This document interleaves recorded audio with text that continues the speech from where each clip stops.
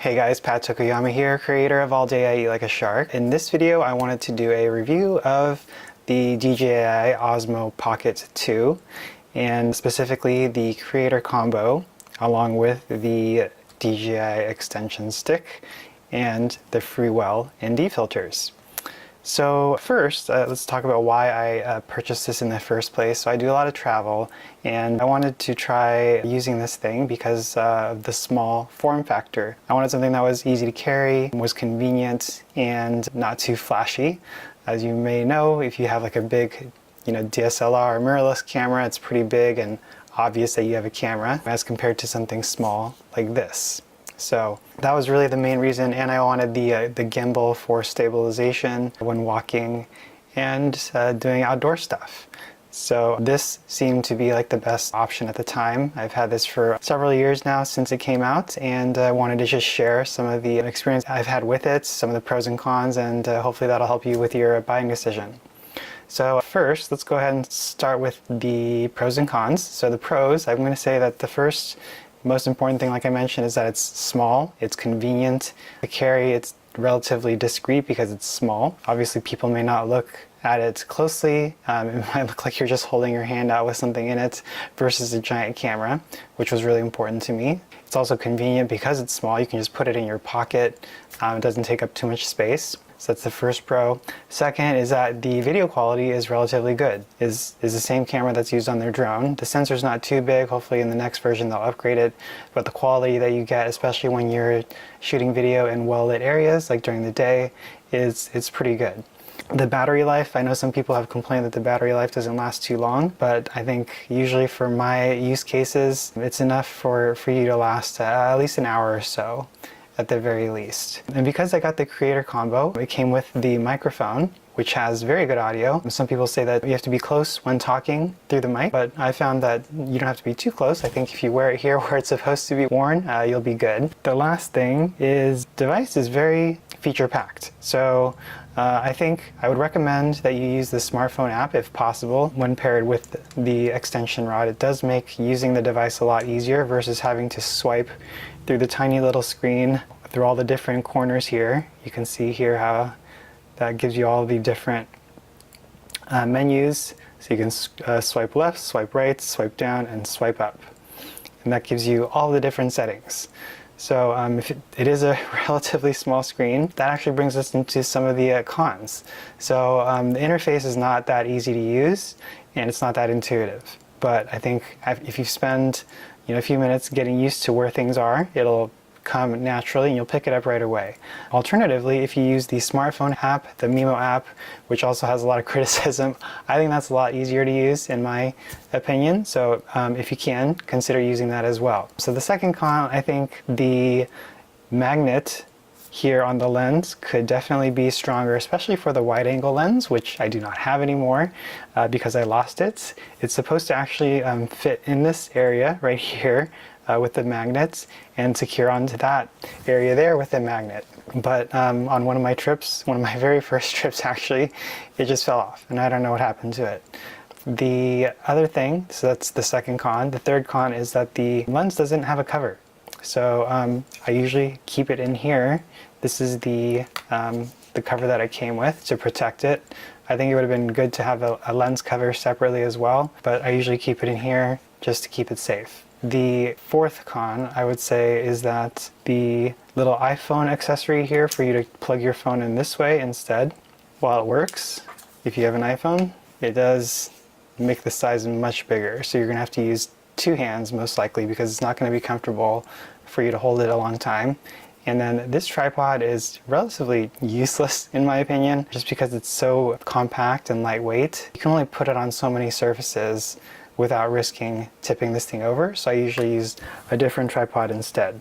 So I think those are some of the cons that I can think of at this time for the DJI Osmo Pocket 2 for the gimbal itself. Hopefully that helps you in your buying decision, whether you buy this alone or as part of the Creator Combo like I did. So the Creator Combo comes with the mic and I think that's it actually.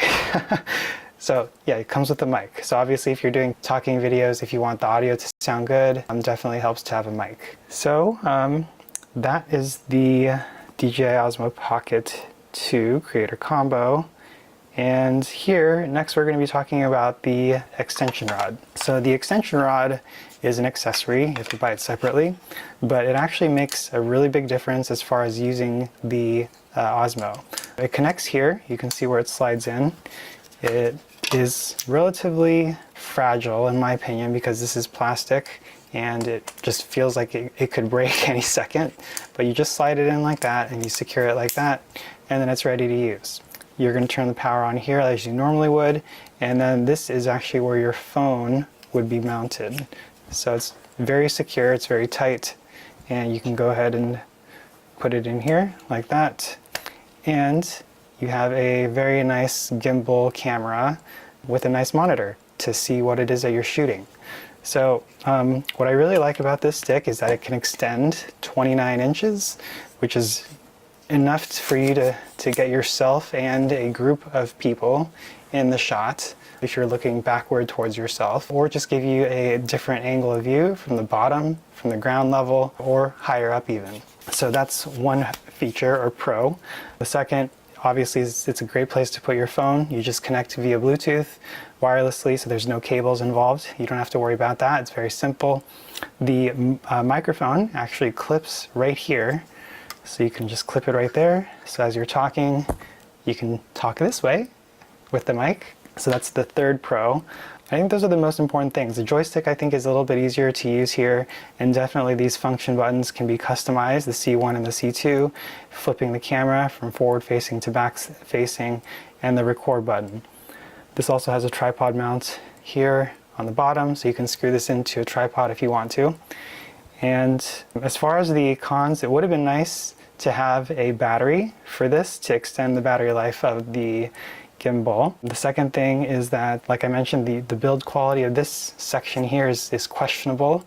I feel like if you drop it, it'd probably break, and maybe people have broken it. The third thing I think is, like I mentioned at the very beginning when I was talking about how it's small and discreet having the Osmo Pocket is, it definitely adds a lot to the size and makes it much more bulky. You can see it's more than double the size now, so it's not as portable or discreet as it was initially. The main reason that I bought this was so that I could have additional control of the gimbal without having to use the little joystick set that it initially came with originally, and that I could also mount my phone there. I would say that's probably the main reason that I bought it back then. So hopefully that helps to give you some info there with your buying decision, and we'll go ahead and move on to the last item here. So these are the Freewell, the Osmo Pocket filters here that we have. This is the 8-pack, as you can see here. This is, I think it's called 4K, and there's 8 different filters. 3 of them are just straight ND filters. There's a 4, an 8, and a 16. So the higher the number, the more light that it blocks out. And then the circular ones are actually polarized as well. So there's a 4, 8, and 16 as well. I think one of them is just a polarizer CPLs, so combination ND filter and polarized filter, and there's one just straight polarized filters. If you are getting some very bright scenes in your camera's view, you want to make sure to put one of these ND filters on so that you can use the shutter speed that you want to use, because if you're shooting at 50 frames per second, for example, which is what I usually shoot at, going outside in the middle of the day, a lot of the video will be blown out because it's too bright. So I usually put on an ND filter, which helps me to maintain that shutter speed and gives you a nice cinematic looking footage. And then the polarizer helps to really bring out some of the natural colors that you might see in footage. So for example, if you're looking at the ocean or a lake, any kind of body of water, you might have a lot of glare bouncing off of that. The polarizer will help to reduce that glare and actually let you see the water more naturally. So those are a few reasons why you might want to get these. Again, pros, they work like they should. The ND filters block the light.